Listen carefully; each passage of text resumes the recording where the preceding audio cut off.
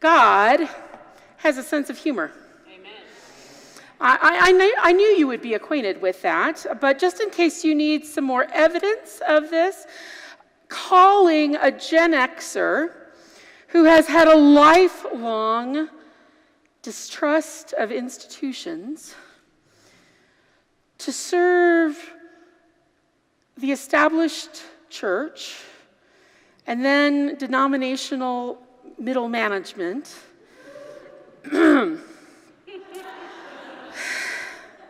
Let's just say I'm well acquainted with God's prankster side. And that though I have questioned divine rationality, well, a lot, I'm increasingly willing to play along with the shenanigans, because as it turns out, it can actually be a blessing to have someone at the institutional table who is eager to embrace the new things God is bringing, and actually would love to shake the dust of the old ways of being off all our feet. The challenge, of course, is that so many in our connection are highly reactive to change that I suspect many of you, long for. I believe that it is you, the lead community, and others like you who just don't know about this community in order to be here, who are being handed the incredible, holy, unenviable task of leading the United Methodist Church from our old ways of being into the new creation God dreams for us. Some of you may find yourselves in this moment of time serving in a way that was very similar to what I experienced in my last church, which was I really felt like I was a bivocational pastor. My tent-making job was the existing church. Where my vision and passion lay was in what God and I wanted to birth together. And so how do you do that? How do we connect what already is to what could, and please God, should become? I mean, it's hard enough to navigate change as individuals. What day is it? It's January 22nd. How are your all's New Year's resolutions doing? We good? Yeah, it's hard enough to do that when it's just me. But you start wanting to lead other people along that process from the known through the God only knows what to some promised land they're not even sure they want to go to. And you want to do that with the Back to Egypt Club? Yeah, that's starting to look a lot like work. And it can come at a really high personal cost. At the last church I served, the chairs of my Back to Egypt Club began very quickly to occur to me something like the Dementors from Harry Potter. The minute they walked into the room, it felt like my soul was being sucked dry. They were so negative, so critical, so dismissive of anything remotely fresh or innovative I had to say, that in months I started to lose all hope of being able to ever do anything with this congregation other than chaplain them to the grave. And as someone who is absolutely not called to hospice chaplaincy, let's just say I did not bring my best self to interactions with them. And eventually, the ickiness we created together was such a sticky morass that it, mushroomed into a tangible conflict that engulfed the entire congregation. Good times. And surprise, surprise, I got nowhere fast trying to sort through that mess. And thankfully, I was blessed with one of the elder saints of the congregation who actually had a good relationship with the club and with me. And that beautiful soul took me aside for a little chat, and she courageously did something that she was really uncomfortable with, and I was too. She had a direct conversation when she would much rather have started to just beat around the bush. And I have to tell you that conversation felt a lot like the time my grandma took my 6-year-old hand back into the drugstore to explain and apologize for the candy that had miraculously found its way in my pocket. But God bless her. She bridged the gulf between me and the club because she saw in all of us something good that she believed was absolutely what the truth of us was, and that it could become the truth we saw in each other. And so, following her suggestion, her sage advice, I dragged myself to this couple's home so that I could listen to what was most important to them. And I have to tell you that I have always been one of those pastors who struggled to understand why. Why is it so important for the pastor to come visit you at your house? I don't get it. And unless you were genuinely homebound, I pretty much refused to do it. So really, it wasn't much of a surprise that the very first thing this couple asked me once I crossed their threshold was, "What took you so long to get here?" I'm really sorry about that. And they were so ready for me to get there that it didn't matter that I had taken so long, because it turned out that these were really broken, hurting people who had suffered genuine tragedies in their lives. And they longed for someone to be with them, to listen to them, to help them bear and release their burdens. They so desperately wanted to be loved. They needed God to move into their neighborhood. They wanted to be able to be vulnerable, and the only place they felt safe enough for that was in their home. And what brought me to my knees was that even after the pushing and shoving and, well, pretty bad behavior that had gone on between us, they were not only willing, but they had the grace to be eager for me to be the person who companioned them. It was a humbling lesson they taught me.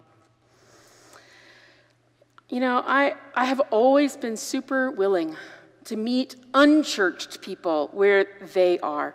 You want to meet at the dog park? Okay. The laundromat? Bring it on. But with people who are already inside the fold, I haven't been nearly so flexible and generous to them. You want me to keep office hours in the church?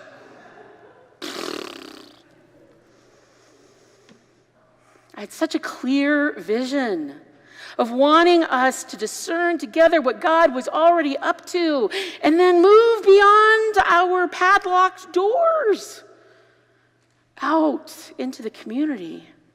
But I had never once given any thought about how to connect sufficiently with the folks who were already there in order to create any degree of interest, much less willingness, and God forbid, enthusiasm for getting this project going.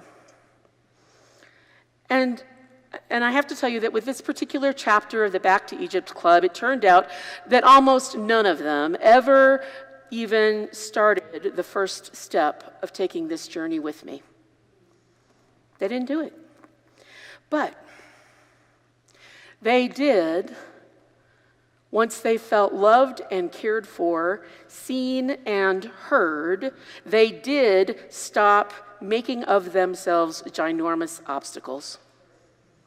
They did give permission for me and the people who were enrolled in all of this to actually try out our crazy wackadoo ideas. They no longer shot them down. They no longer threatened to lock the church. They didn't show up, but they didn't stop it either.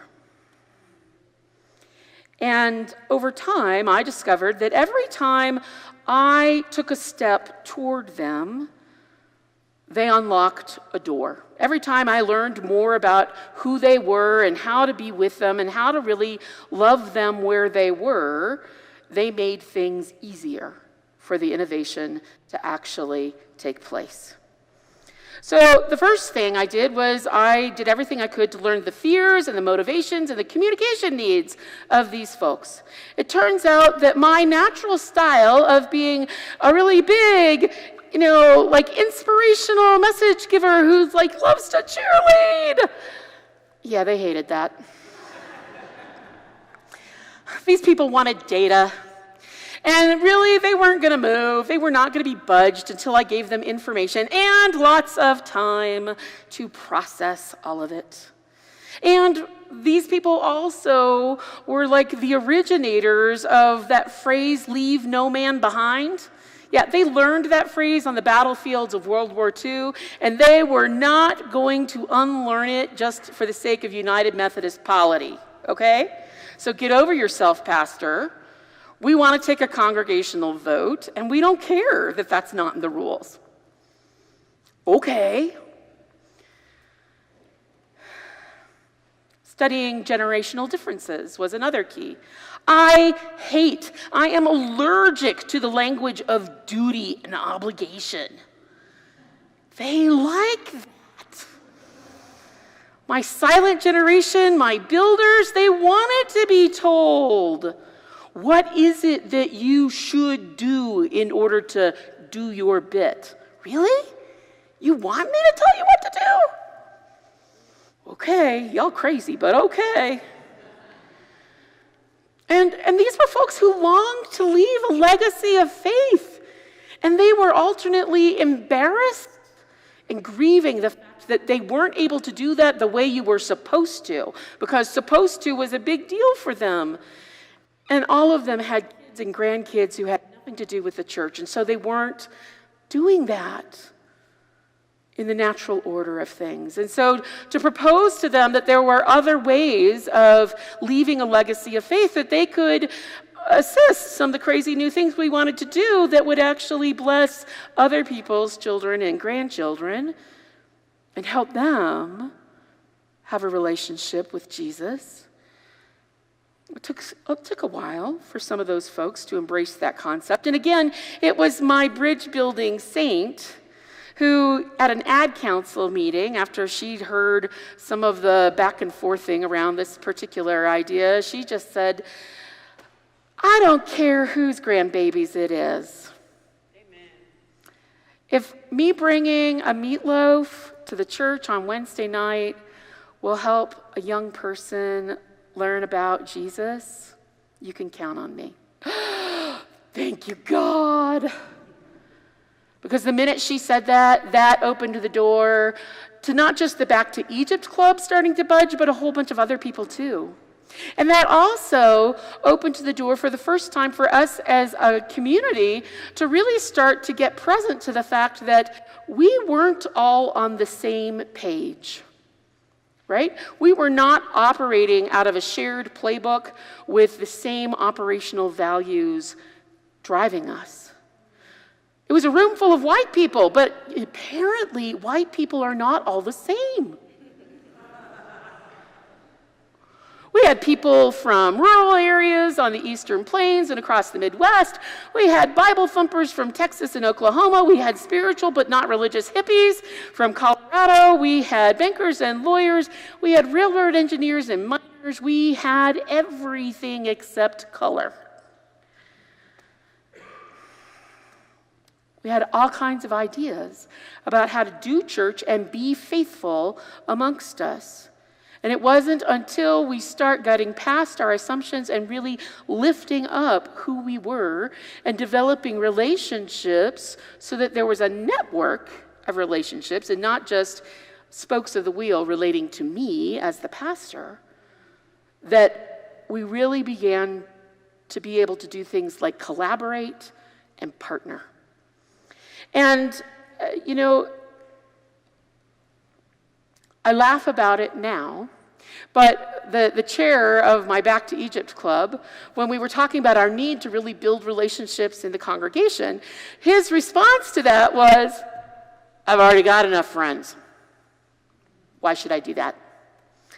And it was in that moment that Holy Spirit gave me the words and said, well, maybe you wouldn't go for you. Maybe you have something to offer the other people who would arrive that day. And for him, hearing that his pastor somehow saw that he had something to offer, that he, in his being, could be a contribution to the whole, that was the final key in the lock that stopped our personal tug of war. He saw that I saw him as a beloved child of God, and that's what he needed to know, I believed, about him. Now, if all this sounds like a lot of compromise, I'm not going to kid you. It was. There were times I felt like I was stifling my own voice and giving my identity away. The Apostle Paul's words about being all things to all people alternately infuriated and convicted me. I would have these little rants with him. Paul, you had the luxury of relating to one culture at a time, and I've got 13 gabillion in front of me. And truly, there was no way for me to be all things. All I could be is me. And furthermore, all I could be was me as I was in that particular moment of time. Yes, I could pray for growth and development down the line, but what I've got is right now. But I am called to connect with as many people as possible. So I could be me and bridge to them. And that was what made things possible. I'm really grateful that God helped me stay long enough in that place to see some fruit begin to be born from the sacrifices I made. The permissions we won from the Back to Egypt Club yielded partnerships. I mean, some of the club members actually participated once in a while, even though they had said, hell no. And some of the people in the middle, the people who are like, yeah, that's okay. You all go have fun with your little games, just don't bother me.